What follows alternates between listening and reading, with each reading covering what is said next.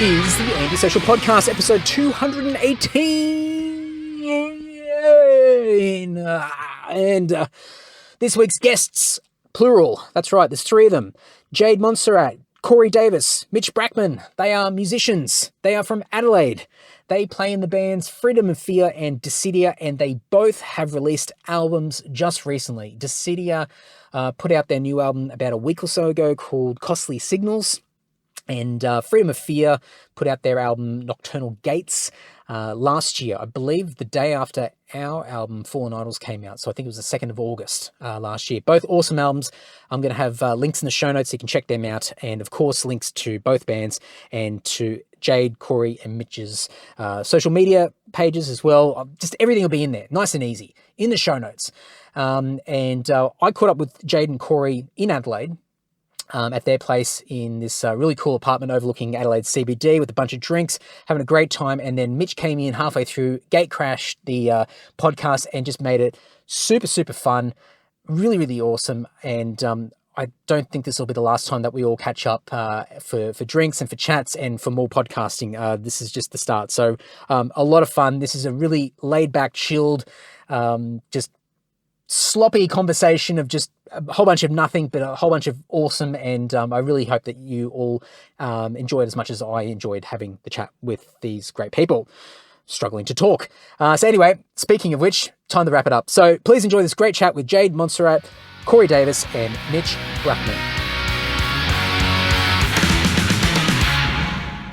Do you ever find it really hard to listen back, or have you gotten used to that over time?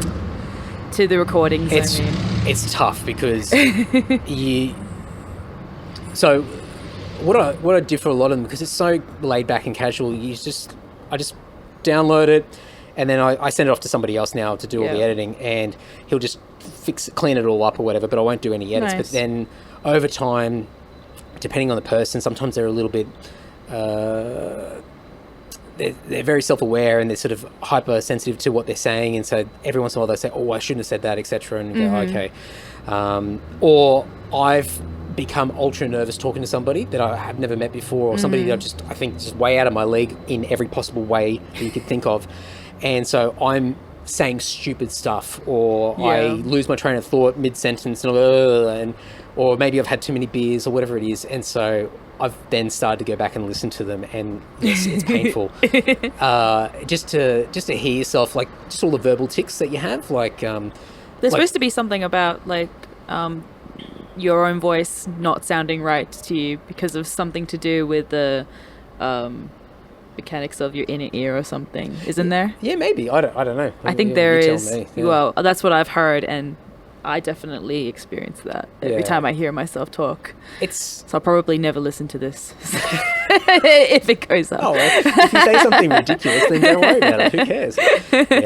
It's tough because you pick up, it's not just the sound of your voice, but you pick up all those little verbal tics that you have. So it's all the ums and things like that, which is one thing. Like the first episode I did, which I was so self-conscious about recording, I did a little intro just to try and explain what the hell this whole thing was meant to be, which I didn't know.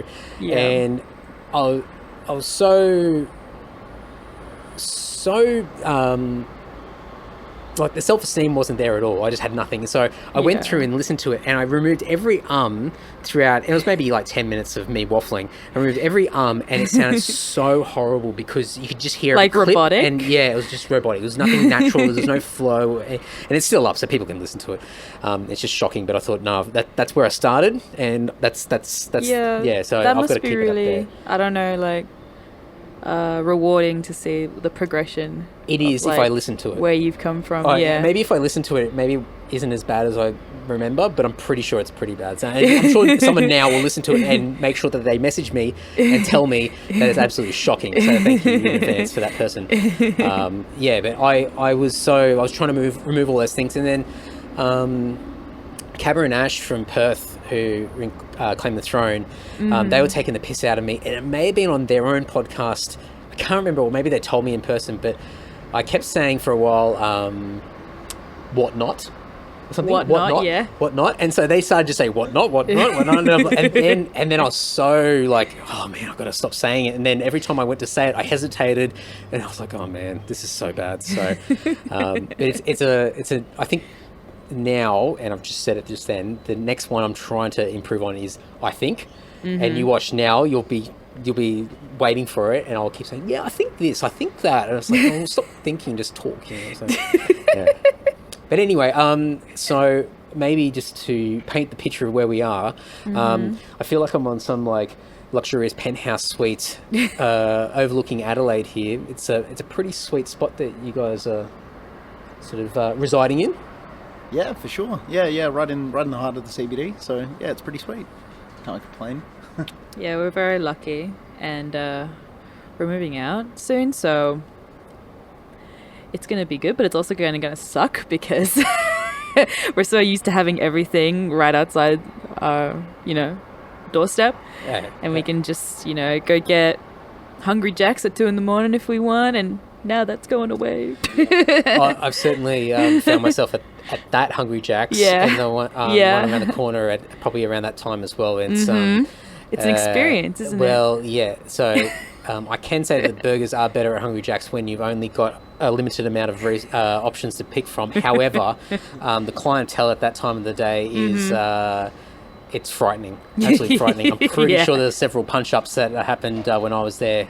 I don't know where I was walking back from one gig anyway. Yeah, it's pretty much like that at any point during the day. Yeah. Realistically, just maybe it peaks out at night time with that sort of behaviour, but no, it's always a show.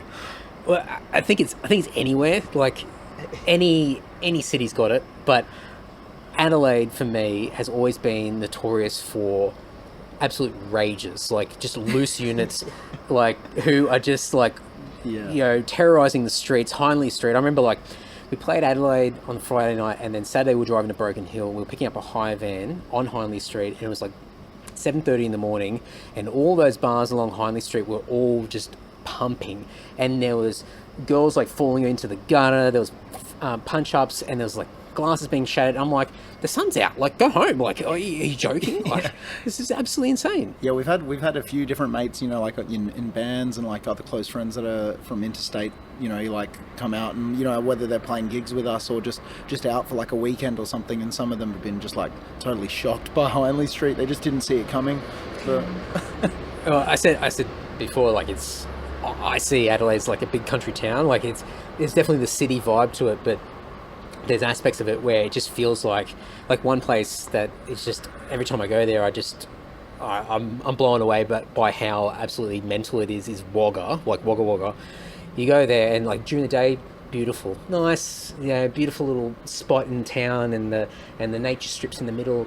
But then get to like midnight, 1 a.m. in the morning when everyone's getting pushed out of the clubs and the pubs. It's a war zone. There's people there's people falling into the medium strips.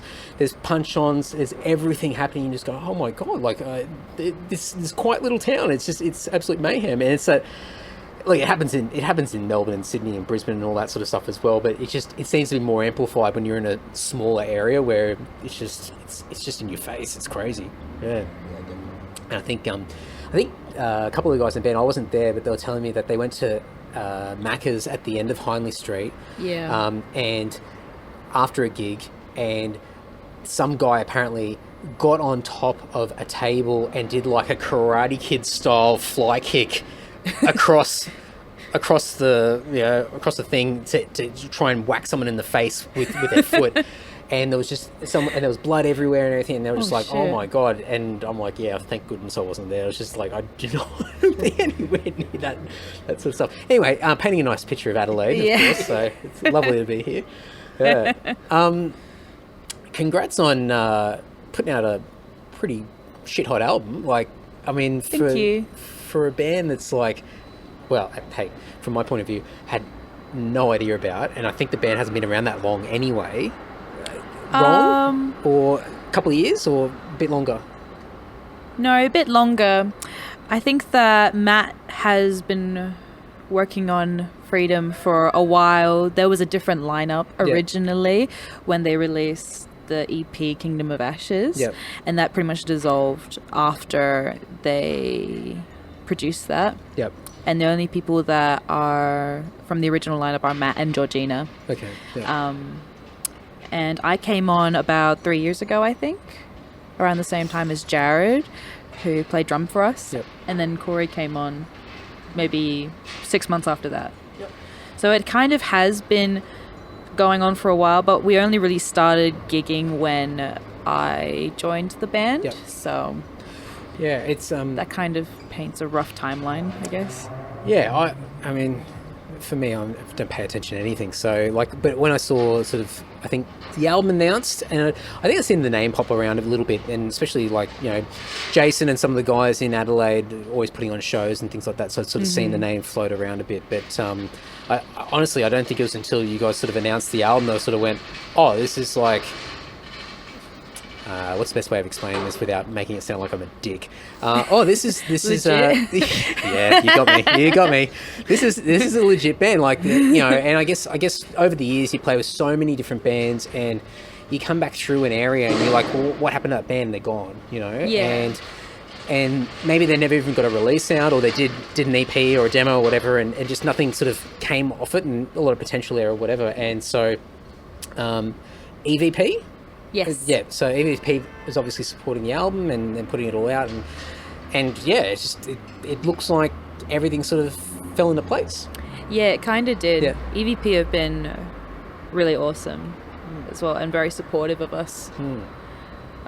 So we've really appreciated that. Yep. It's really nice having people that actually really like the music and believe in it and think that it, it can do well. So they were totally in it with us, and it was all a really positive experience for us. Yeah, I think we were pretty stoked with the reaction. Did you want to add anything, Corey? No, really blown away. I think everyone in the band put in like a lot of effort into trying to make sure it was like really good sounding, and of course, like Matt was pretty much the songwriter for it as well. He'd had like a lot of these riffs and song ideas already written when I'd started joining the band and everything, and yeah, they're great ideas, great song structures. In my opinion as well. Of course, I really liked it, which is I think why I ended up deciding to totally commit to it as well, and so really thankful to have like that kind of awesome songwriting to kind of get behind, and just a lot of fun recording with everyone. But I think it was just that sort of high standard that we tried to really push for, that turned out to be like a really good decision. It seems like the obvious answer, but I think sometimes it's easy in recordings to think like, oh, maybe that was just good enough the way it was, and then I think there was a lot of kind of like scrutinizing on our own parts about the production. So yeah. Yeah, cool. Yeah, I think it paid off. How's it feel to be? We've only just met. I'm taking the piss out of you straight away. How's it feel to be in a female-fronted metal band? God. Look, I mean, to be completely fair, have you copped anything over? I mean, even in the last 3 years or so doing it. I mean, I don't know what you were doing beforehand. I only know a little bit about you, basically from this band. We just met. Yeah, and we literally just met 15 minutes ago as well. Yeah, Freedom is my first band, so I hadn't done anything before that. Yeah. And I haven't really copped any negative feedback from anyone. Everyone's been pretty. It's like it's a non-issue, and not that it'd be expected, but I think when I use that term female-fronted thing because it still gets thrown around all the time like it's its own genre. Like it's a genre. And I'm like, what does that sound like? I know. So, I totally agree. Do you think that? But when you talk about that sort of thing, I guess stereotypically you think about I don't know who are those bands like. Nightwish or like the sort of operatic sort of or very sort of stereotypical feminine sort of vocals that you would expect, all that melodic sort of stuff. And obviously what you guys are doing is just like it's not that. So have you had people that are sort of I don't know, just been surprised or just because obviously like no one should be surprised, but I don't know how much. No, I'm dancing around I get what you're stuff. saying. Definitely do Corey's get just, like, laughing at me. people like. Definitely do have people come up after a set and be like, "Oh my god, I cannot believe that noise came out of you. You are like." They just can't process it, yeah. Which is totally fun, and it's actually kind of really like fun to like, you know, get that kind of reaction out of people, like the surprise and or horror, like sometimes. It's cool. That's mad. I like it. I think it's so cool, and especially when it's just. Not that it's just, well, it is more accepted. It definitely is more accepted than it has ever been before. Not that I don't think it was, but I think people just never thought that, women should be playing metal as much as guys are. Like, it's always been a guy sort of thing, or it's stereotypically. Yeah. Well, to be honest, I didn't really know about women, you know, being vocalists in heavy metal bands for quite a while. Like, I think I kind of became exposed to all that like pretty like late. Probably the first time I heard an instance of a woman in a metal band was Alicia Whitegloves from Arch Enemy. Yep. And it was that same instance where it was just like, oh, do you know this is a woman? And I was like, oh my gosh, that's amazing. But it never occurred to, like, I had obviously, like, you know, been to metal gigs before that, and, you know, I've always really loved everything about heavy vocals, but it never crossed my mind that, like, I could do that, which sounds really weird to, like, admit now, but I just, you know, I would, like, fantasize about it, be like, that is the coolest thing ever, I wish I could do that. And then eventually it was like, oh yeah, I could do that. And did anybody, like, what was sort of the threshold where you jumped over and decided, oh well, I'm just going to give this a shot and just see what happens? Well, so fast forward a few years, I think maybe when I was 20, I started taking lessons at this school in the CBD called Australian Army? Rock and Metal Institute. Yeah, yep. Army. Yep, and I shout out to Christian. Shout out. And I got vocal lessons from Mitch Brackman. And yeah, we started off not doing heavy vocals. We both had a shared passion and love of like singers like Sia Furler and Kate Miller-Heidke, so we did covers of them. And then I don't even remember what it was, but one day I was just like, hey, let's just give this a go, see what happens. And it turned out working pretty good. Can you remember what you tried? Like what song? I can't. I remember you doing my first memory of you doing heavy vocal stuff, because I was I would be teaching in the room next door. Yeah, Corey was literally in the next room, like just teaching guitar, and I was just making crazy noises. Yeah, I remember you doing like a Meshuggah. Yeah, we did Meshuggah, I Am Colossus quite a bit. Yeah. That was an old favorite of mine and Mitch's. And that was it was the same thing again, where when you'd come out of the lesson after, people would be surprised when I walked out the door. It's like, howdy. Like, hi. Sorry. Was it sort of a light bulb moment for you when you started doing that stuff, that suddenly you realised this is actually something I could potentially do more of? Or was it sort of more down the track that you... I don't know. It was like years ago now, so it's a bit hard to remember, but I can remember like being really excited as me and Mitch were kind of, you know, working through it and like getting the technique and everything down, and it'd be like, this is like, you know, and Mitch was getting really excited. I think that's when I started like going like, okay, maybe this is a thing. Mitch was like... He's pretty excitable. He was...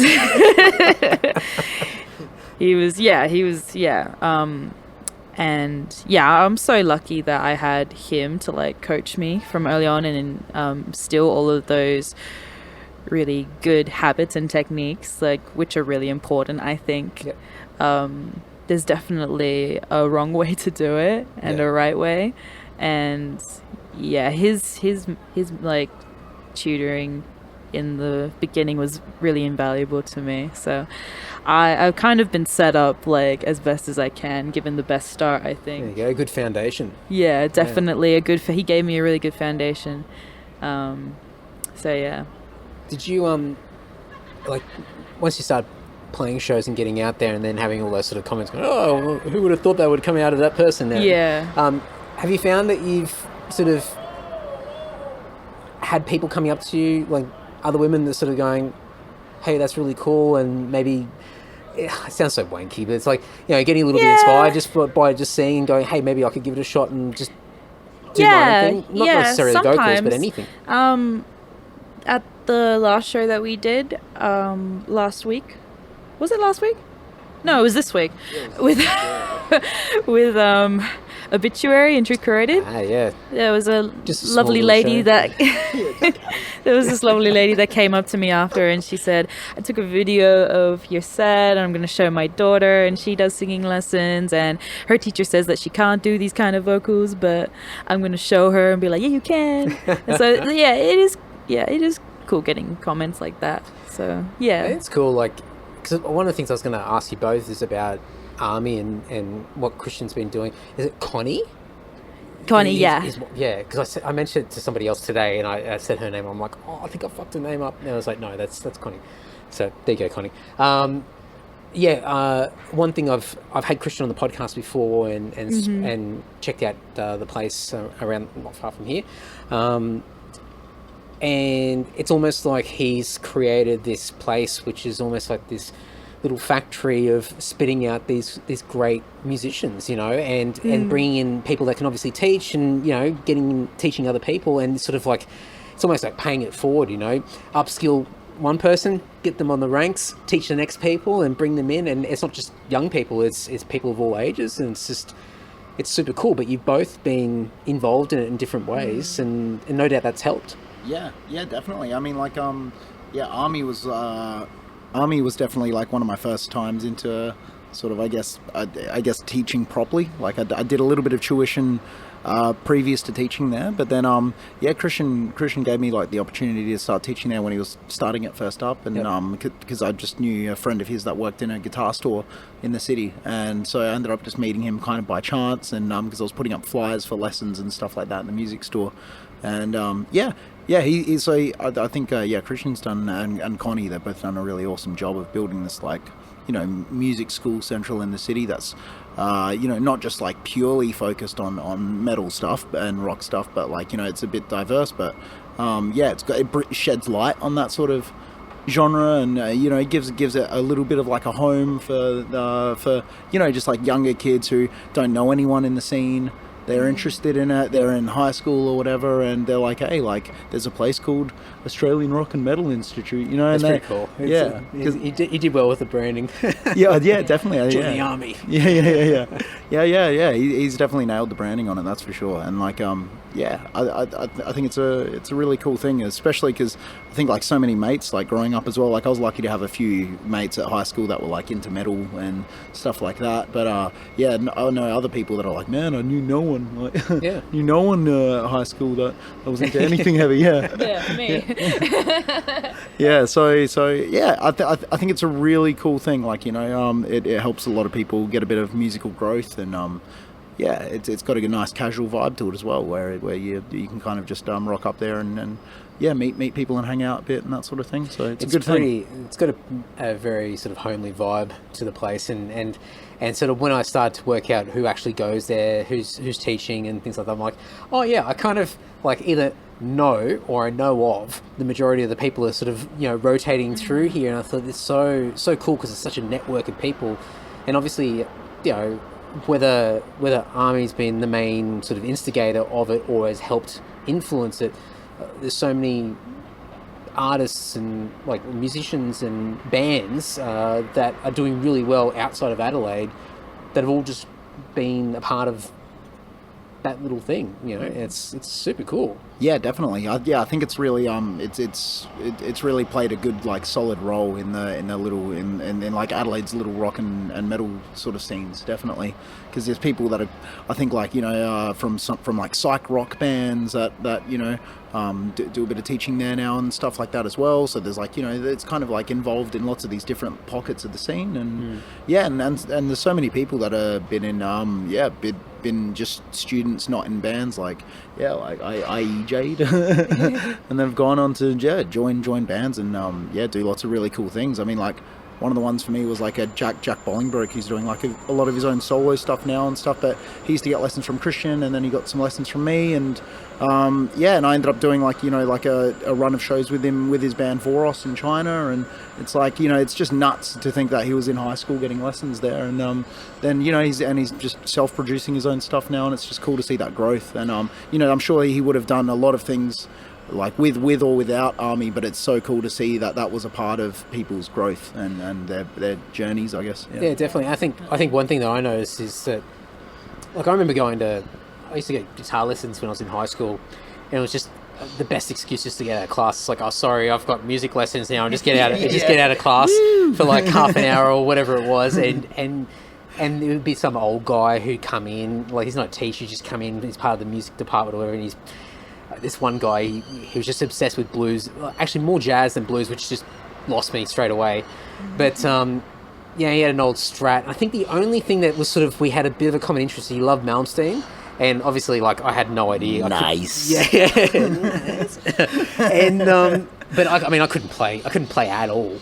But it was always about, just, I'm going to show you something, you learn it, and it was just that transactional sort of thing. Whereas I guess speaking with Christian, just sort of listening to you both talk, it's not just about how I'm going to teach you something. It's like, how about doing this, or why don't you try doing this, and sort of that encouragement to sort of not just learn the skill, but actually what you can actually do with the skills. Like, well, now you've got this, why don't you actually push yourself outside your comfort zone and play with this person, or why don't you go and do this event, or whatever it might be. And I think that the events that Army holds, I think yearly or like twice a year, where they have shows at the Governor General, or there's a venue here in the city called the Jade, I think, that they do some acoustic shows at, that gives the students an opportunity to like perform like a show, which for a lot of them would like not be an experience that they've had before.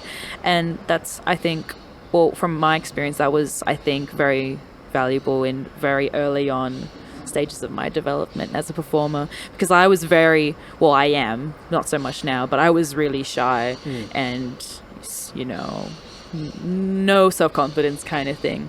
And I think those things are like definitely really valuable. It's a massive really help, isn't great it? Like, no doubt it'd be a massive boost to your self-esteem when you're getting like, you can validate to yourself that you're able to do something, and so you can see your own progression, but then other people around you are cheering you on as well, to say, hey, you are doing really good things. It's not just you sort of trying to hype yourself up and keep yourself afloat.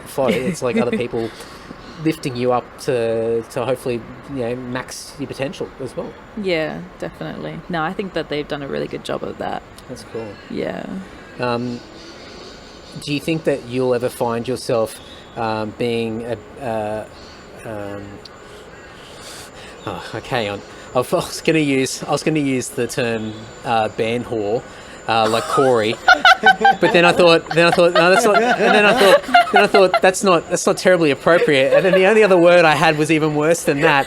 So I'll just stick with that. Do you think that you'll ever find yourself playing in a million different bands like Corey has? Have you got the urge to do that? Because he seems to get himself around quite a bit.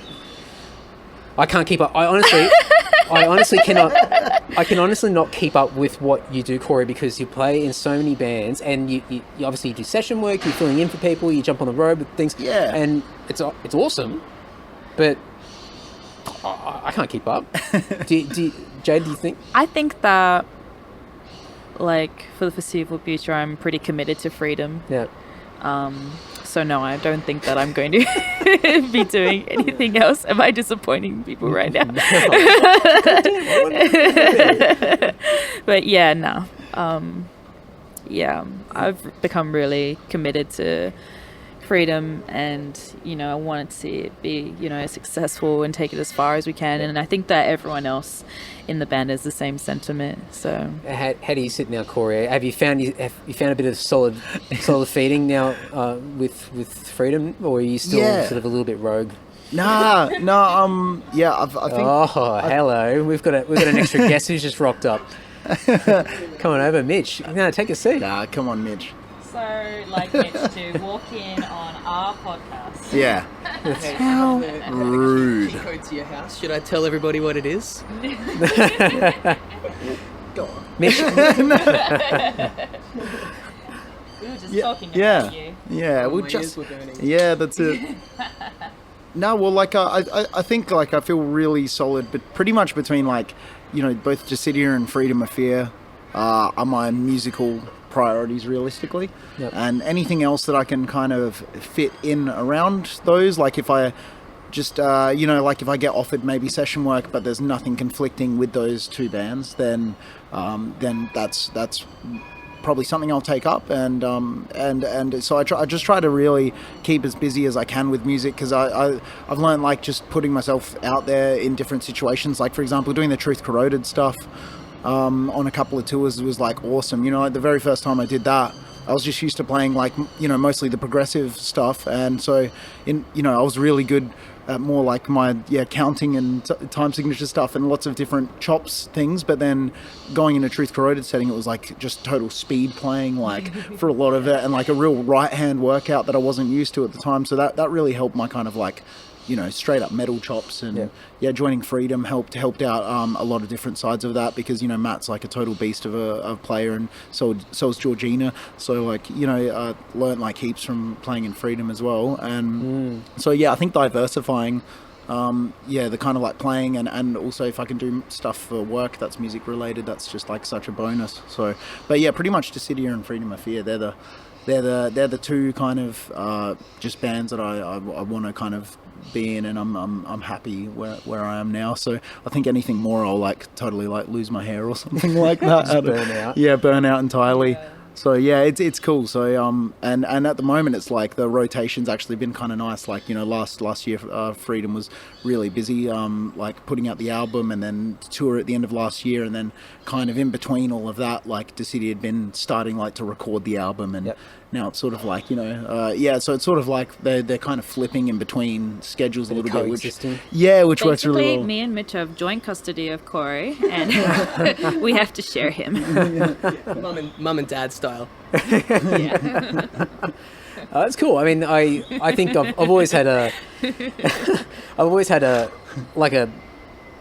I've always looked favourably on people that are able to sort of spread themselves out a little bit and do a number of different things. And I think especially, I mean, you nailed it on the head, like being able to play different types of musics, increase your skill set. Like you're able to play, you're more versatile, you're not just tunneled into one particular subgenre of playing or subgenre of metal playing or whatever it might be. You're quite versatile, and you can jump into a bunch of different settings now, and who knows, like it could be a case that you get the once in a lifetime opportunity to do something incredible, and you could be up for it, and it could just be a one-off thing, and you'd be like, I can do it, and instead of just sort of going, I've never done that before, I don't know how I'm going to play. It's like you're a lot more well-rounded now by playing with lots of different people. Yeah, for sure. No, it feels good, and the more stuff like that I seem to do, the more comfortable everything kind of gets as well. So then it's also like I enjoy doing the stuff that I'm most comfortable at, or the stuff I started with, like the more progressive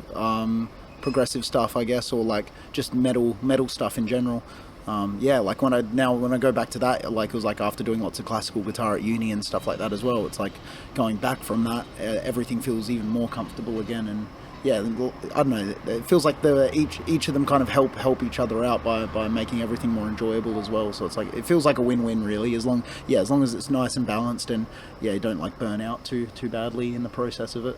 So are you still doing a lot of videos yourself? Because I know you're doing that for a little bit. I've been super slack. Like I've been with that side of things. Pretty much since like about mid last year, I think I've been terrible with the YouTube content, but I've been trying to get snippets regularly on like Instagram and stuff like that. So like semi regularly every few weeks or something like that. But yeah, YouTube's like my cover stuff is just totally died off since pretty much since starting to record the last Freedom album, because pretty much as soon as the Freedom album recording was done, I jumped straight into doing the Dyssidia album, and then so pretty much since then it's like only been about a month or two ago where I just haven't had anything to record, and so I'll probably get a cover out or a few more covers out in the next couple of months, hopefully. But yeah, I've been a bit slack. It's sometimes like you look at that stuff and you think, it's a bit sort of, it's like low hanging fruit, sort of like, anyone could do that sort of stuff. But it's amazing what sort of attention it can draw back to all the other things that you're doing as a player and a musician and as a band. Like, I'm like constantly banging my head against the freaking wall with Mark and Tim in our band about doing guitar videos. I'm like, guys, everyone keeps talking about how great of a guitar player that you both are. Just do some videos. And I've managed to squeeze a few videos out of Mark, and he does some every like once in a blue moon. And I think with Tim, Tim's immersed in a million different things, and I think for him, he's got to get into the headspace and do it, and I get that. But I think also Tim has such a high standard of what he does that he would need to make sure that he's got a full production set up, everything's ready to go. It can't just be like, just press record and just smash out a lick or anything like that. He's got to really put in he's got to make sure the quality is there. And so it's almost this level of perfection that, it takes so much effort just to get into the headspace, let alone actually executing on it. But I just look at that stuff and I go, man, like the amount of extra attention that you can draw to what you do just by that. I just think of, think of your average Joe Blow that listens to Triple M and just like their rotations Metallica and maybe the heaviest thing in the world, Slipknot or something like that, or whatever. And but if they're lucky enough to be exposed to any of all of it, like our bands.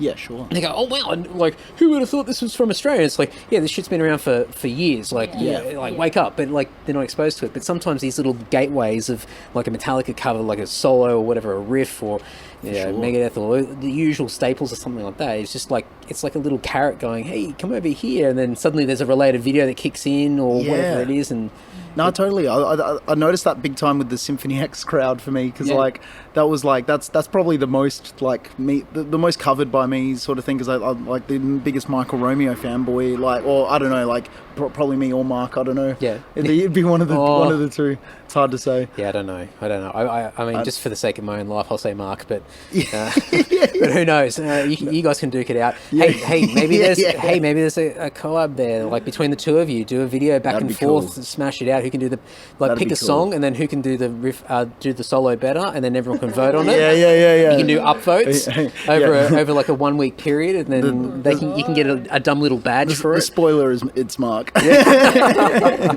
No, mate, you'll be surprised. Like, so. But I don't know. Like, I think that sort of little crowd though has got like such a killer devoted, like, I don't know, scene to it, like the Symphony X like crowd, and it was like putting up a few different covers of that stuff, and it's funny how I got like a few people that were like, man, I want to see way more like Michael Romeo covers and so I don't know, and it spills over to some of the original band stuff, like a few people commented on the YouTube video and they're like, oh, like one person was like, oh, I checked out Dyssidia, and another guy was like, oh yeah, I checked out Freedom of Fear's latest thing that you just put out, and it does really spill over. It's cool. It does. And I mean, we've fallen into the trap of leaning heavy into covers over the years. I mean, some people only think we're a covers band, just the amount that we've done, but it's been a massive help for us to be able to sort of anchor people and say, hey, we're actually a band, like we exist, whether it be that dumb as fuck Kylie Minogue cover or playing Metallica or something like that, and it just brings in people and they go,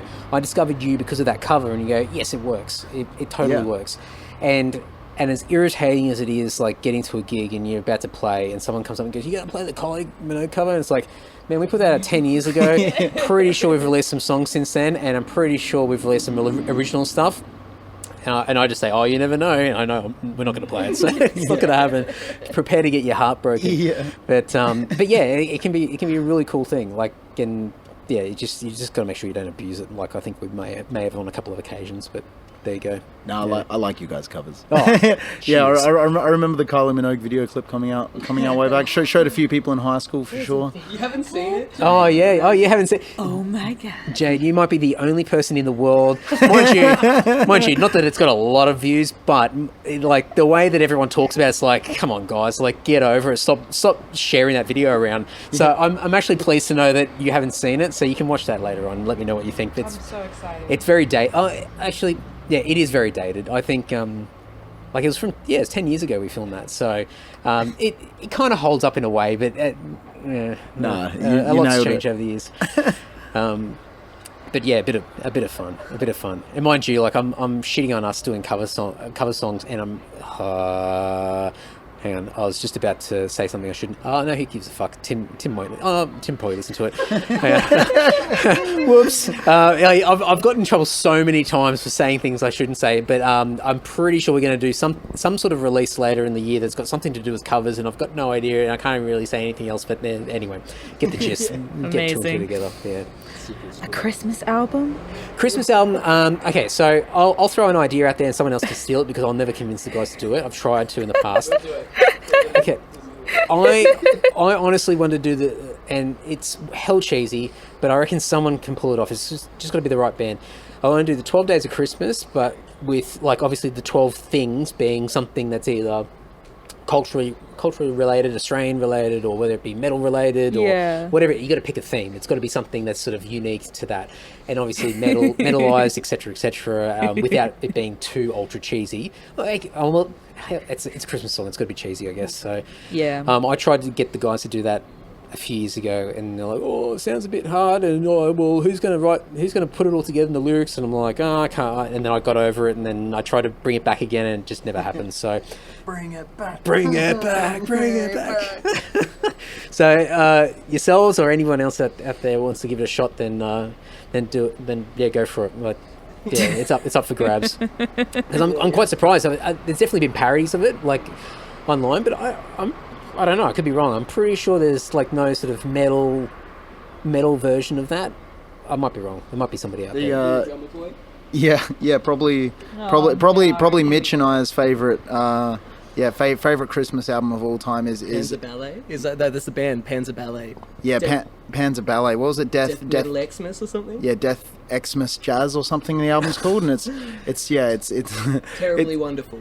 Yeah, it's a few of the members of, like, it's like 2 or 3 of the members of Obscura, I think, and a couple of other, like, just total, like, jazz nerds doing, like, this ridiculous fusion death metal. But all like the stereotypical Christmas songs. Yeah, totally like Christmas arrangements, but really like.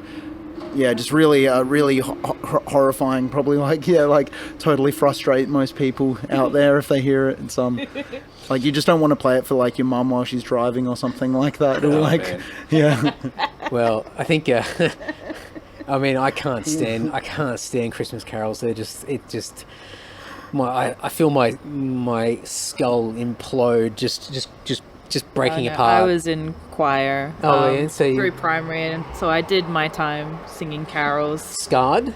Yeah. It's just like, why do I know all these carols? Oh, because I had to learn them when I was a kid.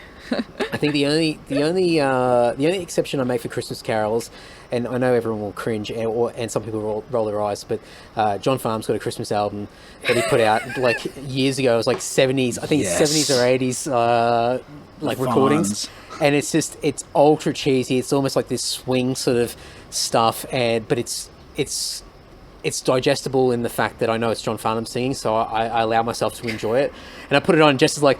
My wife goes, Christmas carols? What? And then she hears him and she goes, it's fancy. Okay, all right. Yeah. As you were. Oh, the crystal clear voice of John Farnham. Angelic. Clear. I said the greatest vocalist of all time. But anyway. You remember the ad that John Farnham did for Rundle Mall? Oh, yeah. It's the greatest something of all. Yeah. Like so bad, Rundle dancing in spandex. I guarantee every 3 to 6 months somebody tags me in that Rundle Mall ad and says, "Hey, have you seen this?" It's the greatest variety show of all. That's what it is. It's actually pretty good. It's a pretty good jingle.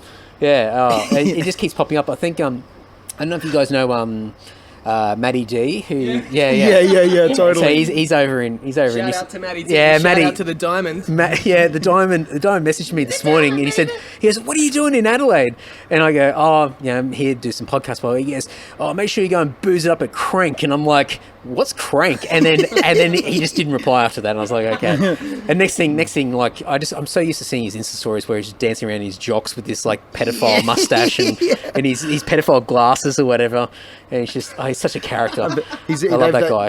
They just released a video clip for the Dirty Pagans. Dirty Pagans. I have not seen it yet, but I've seen a couple of screenshots. Won't spoil it. Where's my card? Yeah. It's like probably just the only hint is American Psycho. Right. Okay. So Dirty Pagans. What's the song? Pagan's Blood. Pagan's Blood. All right. So everyone listening, they can go and check that out. There's a plug for you, Matty. But I think earlier this week, I'm pretty sure he tagged me in the Rundle Mall ad on Instagram and said, "Hey, look," and I'm like, "Yes, thumbs up." I've seen it, but I will watch it again. Absolutely. Your monthly reminder. Yeah, it's just this reoccurring thing. It's just like, or whenever sleep paralysis, but it's John Farnham singing the Rundle Mall song out there. Oh man, it's just it's just constant, like just drilling into my head. But it's either that or people that like every time someone does a cover of You're the Voice, I just get tagged in it all the time. And I've got this running thing where, and I partly do it for show now, where I have a bitch and a moan saying, why do people cover You're the Voice? Like he's got this entire like amazing back catalogue, pick like one of the million other songs he's done, and so people deliberately now go, oh, okay, so I am definitely gonna tag you in this every time. So my newsfeed's just like clogged with You're the Voice covers. I'm like, thanks guys, appreciate it. Yeah. Where's a bit of love to That's Freedom? Yeah, that's right. Oh man, maybe we shouldn't turn this into a John Farnham podcast. I forgot that you liked Farnsey, and I was just like, oh geez, okay, you're going to encourage me to do something. I'm a fan of any cheesy, iconic Australian like rock. What do you mean cheesy? Yeah. Well, I've got a question to ask for Mr. Podcaster. Barnsey or Farnsey? Yeah, good call. Look, it's definitely going to be Farnsey. However, I have grown a strong love for Barnsey, especially sort of mid to late 80s Barnsey. Really good stuff. Freight Train Heart, best album, like one of the best Australian albums of all time. So I'll throw that out there for... What about the Something's Wrong with My Baby duo? Yeah, that's a good one. Yes. Yeah, especially when they're trying to outdo each other towards the end, and they keep going. It's just like now your turn, Farnsey. Oh, your turn, Farnsey. Back and forth. It's like, whoa, how much more ridiculous can this get? It's amazing. It's so good, so good. Riffs. I was definitely tested when they did the collaboration with Human Nature. I was like, oh, I'm really getting. I haven't seen that. Yeah, Every Time You Cry. No. If you heard it, you'd know it because it was like I think it was like late 90s or something like that, and really popular. And that definitely tested me because I was like, oh man, I really don't like Human Nature, but it's Farnsey, and how do I handle this? And then I eventually sort of half liked it, and then when I found myself singing, I thought, oh, it's all over now. So so there you go. So it's the only Human Nature song it's not the only Human Nature song I like. I don't like any Human Nature songs. I like that Farnsey song, that Human Nature song. Yeah. There you go. There's the technicality. I like it. Loopholes. Yeah, that's right. Loopholes. Oh, man. So, I was going to try and hit up old Jace, in town this weekend, but he's off gallivanting interstate he's following the old Obituary tour around and doing some stuff with them. But Adelaide seems to be like this little mecca of metal, which for years everyone just took the piss out of, no one would come here, and I think you still see the running joke every time Soundworks in particular announce a tour and they skip Adelaide. It's like, oh, where's Adelaide, bro? But I mean, it's come along leaps and bounds. I think it's amazing, the amount of bands and obviously tours coming through here, and for us, it's one of the best cities to play in the country. I think we got more people. Actually, it's the second highest turnout on our tour in Adelaide. Sydney was number one, but you guys beat Adelaide. You beat Adelaide. Well, beat yourselves. You beat Melbourne. I think Adelaide really likes Lord, but I think there's a common misconception when it comes to Adelaide and the Adelaide metal scene in particular, because I think a lot of promoters kind of avoid coming to Adelaide because of the small ticket sales when they're doing, pre-sales for tickets and whatnot. But Adelaide is weird in the fact that it actually turns up on the door mostly. Yeah. We'll have 50 pre-sale tickets for something like Lion Arts and 150 people on the door that only buy tickets on the door. So I can see why promoters don't really want to send bands here, because they think that it's going to be a waste of time. Yes. But it's not a waste of time. We all come and we all enjoy it. It's just... We're just non-committal. Yeah, we're non-committal. So you're just waiting for that last minute better opportunity just to go, actually, no, I'm elsewhere. Yeah. it's I think everyone's getting better with the pre-sales, but it's a weird little cultural thing here where it's like so many people are like, oh yeah, that's on. And then it's like I think so many people don't get their tickets, and it's like the week of it, and everyone's like, yep, we're going, and it's maybe everyone Adelaide's just too laid back. Yeah, everyone's too lazy here. Like, we're just like, Mostly me. I'm talking about me. We're not the nanny state, though. Yeah, true.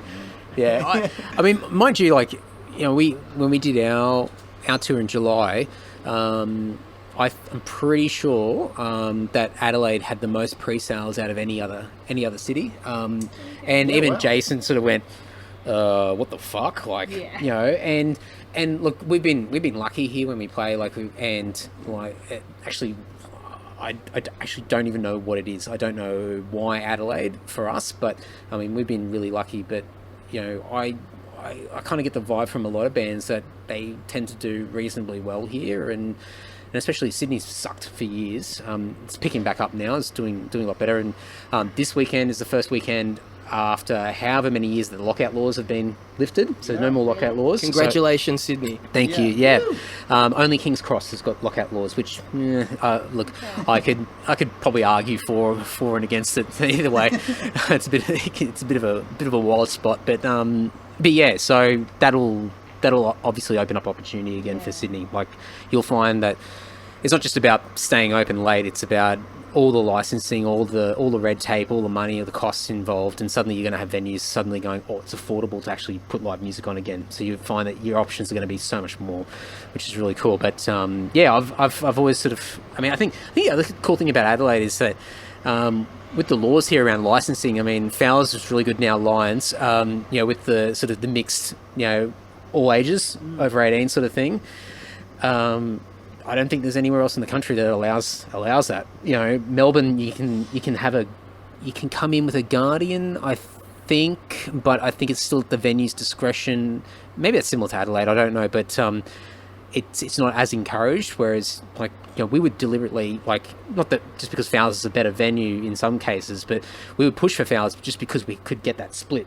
We could get the split there. Yeah, well, even just the obituary gig this week was all ages. Yeah, really? So there was like a 14-year-old, or probably a bit younger. Sorry, not 14-year-old, but there was probably even maybe 12 or even 11-year-old kind of kid. He was look up on probably his dad's shoulders or something, and he was rocking out during those iconic James Murphy solos and stuff, and it's that's really cool. Yeah, but it's awesome to see that, because I think so many places a band like Obituary is just it'd be actually pretty crazy to think it would be an all ages gig. Yeah, I also think that Adelaide's cool like that. If, because we do a lot of under 18 sort of gigs, it inspires the younger group to want to go and see more metal bands when they get a little older, and it inspires young people to want to get into bands when they're young, so they've got time to develop and whatnot. In a small place like Adelaide, I think that can be a really good thing.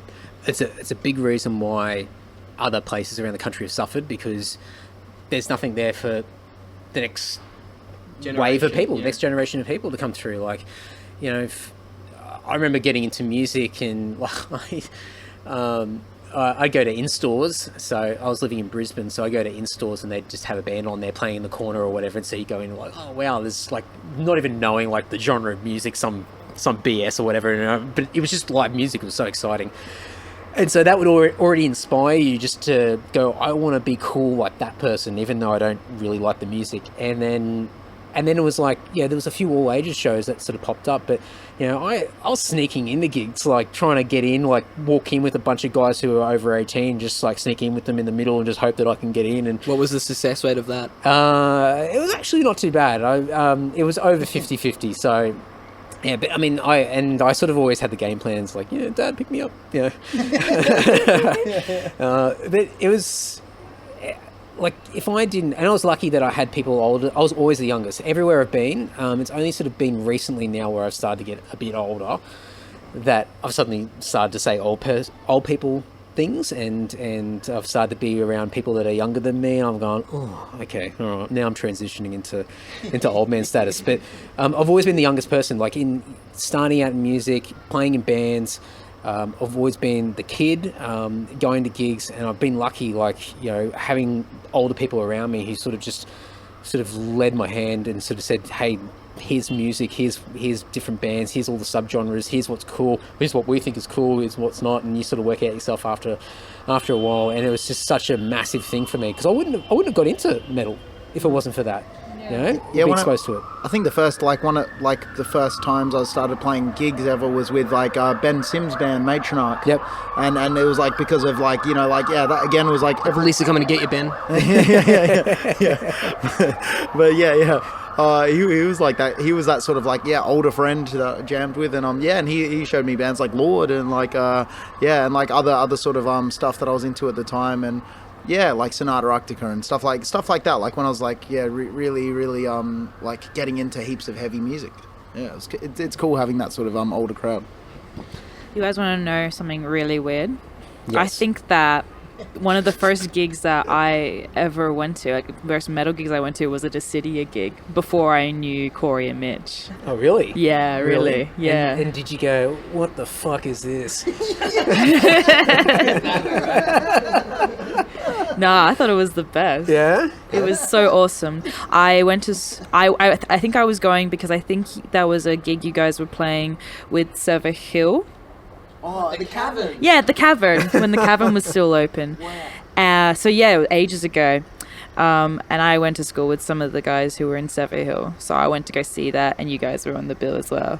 And yeah, it was one of those instances where I was, saying when we started the podcast that I was just like, man, this is fucking sick. Oh, sorry, Mum. You've been telling her not to listen to this podcast. Fuck, sorry, Jade. Jade's mum. I'm just really fucking sorry about that. Sorry, Shell. But yeah, it was. I was so into it, and stop. I was telling myself before we started, I'm not going to swear. Okay. I'm not going to say anything inappropriate on the podcast. I blew it. It's only your own reputation, really. I don't care. I mean, I honestly don't care. If it's free for all this podcast, people have said the most ridiculous stuff on here, and maybe one day it'll come back and bite me in the ass. Oh, no. However, I do not care. So it's only your own reputation you got to worry about. So be as inappropriate as you wish. Yeah. I don't know. My reputation's already downhill. No, I'm joking. Joking, I think. Come on, Corey, tell us a really inappropriate story about yourself. Well. Have you got one? Jay just put the mic in Corey's face. I've got a lot. Take the attention away from me. You guys don't want to hear it. No, all right. So, do you guys have any 2020 New Year's resolutions or any big plans for the new year, professionally, personally, whatever? Well, yeah. Drink less beer. How silly. Says us. We got beers all in front. I have to take a photo, actually. Yeah. Currently surrounded by beer. We are surrounded by beer. Yeah. I think. I mean, for me personally, which involves both these wonderful people next to me. I think the next sort of thing on the, I guess, go for me is the Dyssidia album, really. So that's going to be launched at some point in the very near future. We haven't announced any specific dates, but I mean, probably by the time this comes out, we'll actually would have announced it. But essentially, we got the new Dyssidia album coming out in March, which we've slaved up for a little while, and I think Mitch and I are super super stoked with it. So and then writing lots of stuff with Freedom as well at the moment with Matt. So Matt, of course, Matt's busy writing that, and I'm joining in on a bit of the writing this time as well with him, which is a lot of fun. Bit of new so excited about Corey writing. New territory for you. So you weren't writing on the previous release, or not much? Pretty much not really at all. Like, I mean, there was a couple, or like I think one sort of majory bit that I sort of wrote with Matt. Well, by major I mean like one partner section that I wrote with Matt, and I wrote like a harmony line with one of Matt's things. So I did some sort of like harmony stuff. Of course, I wrote my solos and that sort of thing, and did the recording of the rhythms with Matt. But pretty much song structure wise, riff wise, all those sort of things. That was all Matt's doing on the last one. I think quite a bit of it was pretty much done before I was in the band. Like or a lot of his ideas were done. So I mean, in terms of writing with Matt, I find that we're pretty similar minded in terms of like what we actually really like, and and because I know now, well, I think I know at least reasonably well what the Freedom sort of sound is about and what it involves. It's actually really it's really easy and refreshing for me to like write to Freedom stuff because it's a different dynamic to Dyssidia. It's like, Dyssidia is more piano, guitar. I'm hard to write for. Well, Anyway, put on the spot there. Well, no, but no, it's just a different dynamic. I mean, like dual guitars versus guitar and keyboard essentially is the biggest difference songwriting wise for me, and so it's really cool to be able to utilize some other ideas that, I mean, just won't work if you translate it to like guitar and keyboard or something like that, and you're like, or if there's a riff idea that's just a lot more like kind of like blast beaty death metal in nature sort of thing, that would be something that I'd be trying to maybe shoehorn into Dyssidia if I wasn't doing for Freedom or something. It works a lot. So there's ideas, I guess, that just work better for one band than the other as well, and it's really easy to actually, I think, to find that. Like I was a bit skeptical of like, will it be a bit of a mix or something? But it's actually quite refreshing to do a bit of both. And I think the limitations of, I guess, the ensemble or the band with each one, and in terms of what instruments are there, and harsh vocals only versus clean and harsh combo creates totally different dynamics for chord progressions and riffs and things like that. So it's and two guitars versus one guitar, one keyboard. It's a totally different dynamic. So it's a lot of fun. But trying to write to Matt's sound that he's developed quite a bit, and I think Matt's pretty happy with what we're doing. Work really well together. Oh, thanks. No, I'm stoked. I'm stoked with it. He's a great songwriter, and we get along really well in that process. So it's cool. Yeah. Very cool. Jade, what's your 2020? What are you doing in 2020? I have no idea. Any unrealistic goals to achieve? No, I always make very realistic, well thought out New Year's resolutions. Yeah. But Corey's being a dick off mic. Yeah. And the listeners are going, Corey, shut up. Sorry. Can't hear anything. I so need, actually, just before you say anything, so I've got this Zoom H5, and some people will be familiar with it, and it's got a couple of XLR outputs.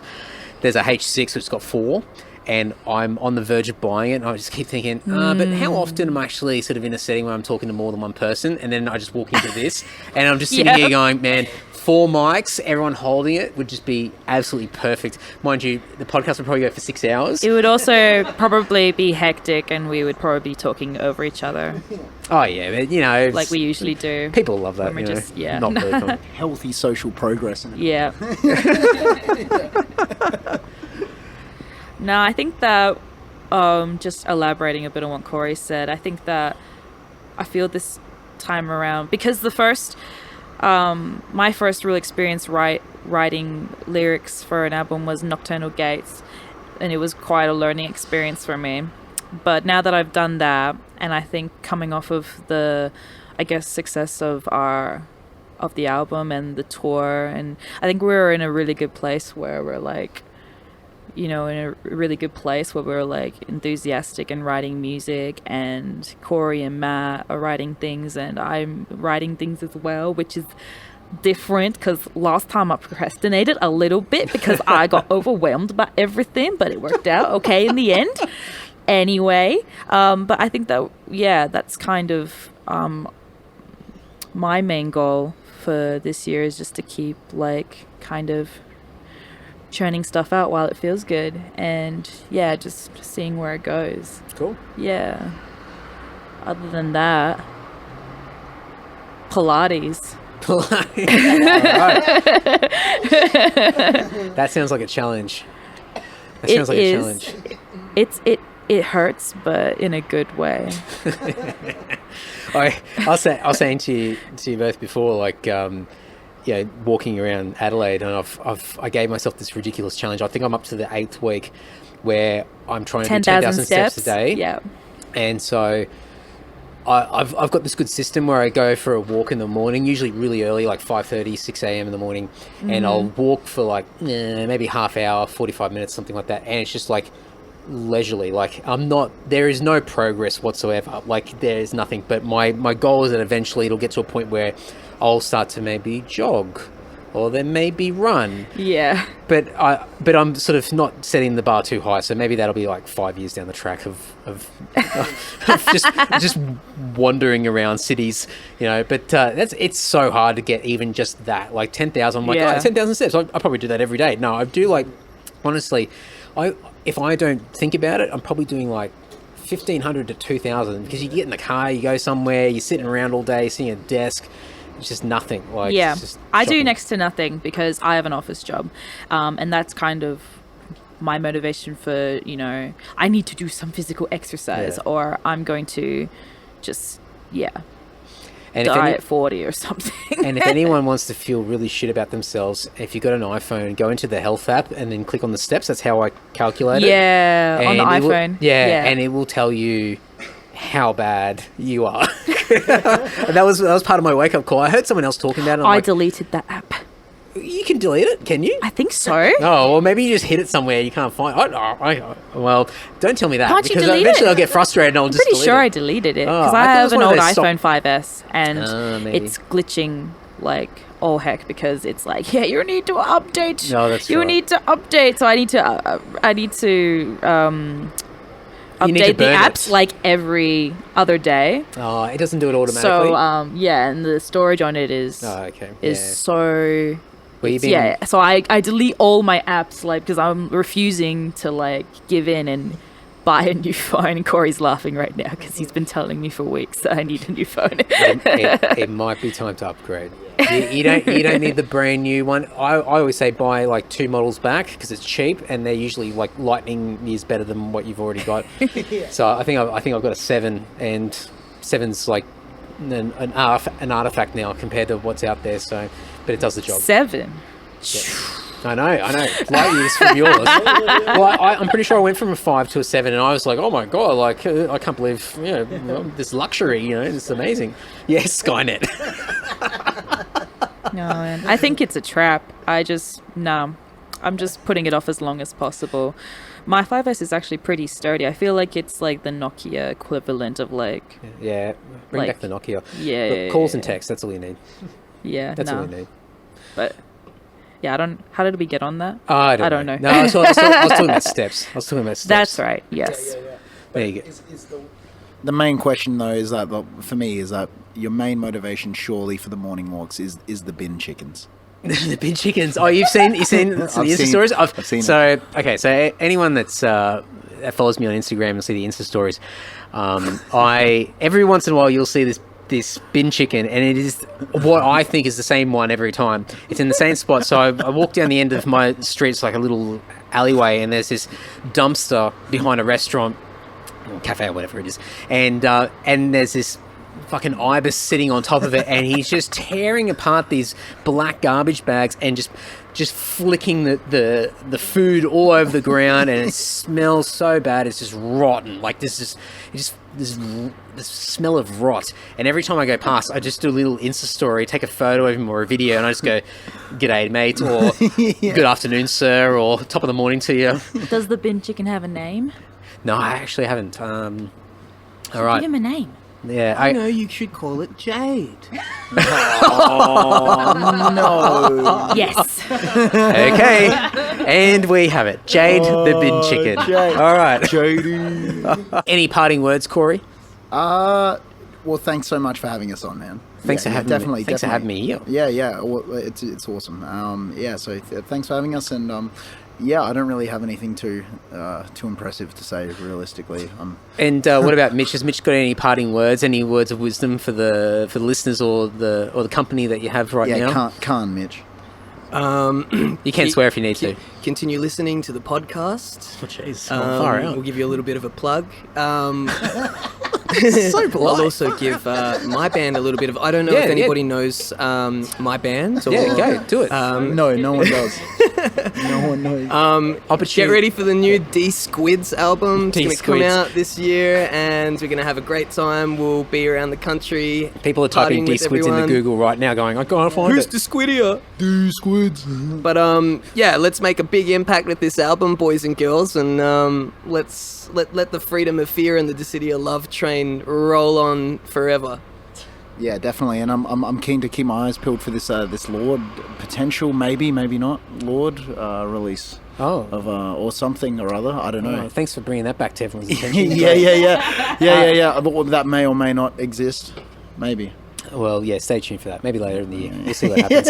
Jade, any last words of wisdom, any parting thoughts? And Jade just looked at me like just shock horror on her face. Just say anything. First thing that comes to your head, and then we'll wrap it up.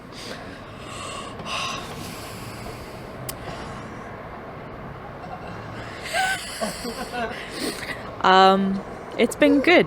I've never done a podcast before, and you've made it really easy. So, thank you, Andy, for making it really easy for me. Alrighty, time to support the scene. Dyssidia's new album, Costly Signals, is out right now. And Freedom of Fear's new album, Nocturnal Gates, is out right now. You can go to facebook.com/Freedom of Fear AUS. And you can also go to facebook.com/Dyssidia Band, DYSSIDIA. And I'll put all the links in the show notes, of course. So if you're listening to this on your phone, hopefully the podcast player that you're listening through will have clickable links. So just stab the screen with your digits. Otherwise, if you're listening on YouTube, there's a bunch of no one listens on YouTube. Bugger all. Anyway, there's links in the description there. Anywhere, everywhere. AndyDowling.net, AndySocial.net. There'll be show notes. There'll be links, nice and easy. And I'll also have the social media handles for Jade, Corey, and Mitch as well. So make sure you reach out to them, as with every guest that's been on the Andy Social podcast today. To make sure you let them know what you thought. Give them a bit of Andy Social love. It goes a long way. And it's just a nice thing to do. So that's enough for me and for this podcast for another week. Another crazy talk coming early next week. Another guest coming this time next week. Until then, folks, take care. Stay safe. Bye-bye. Ta-ta.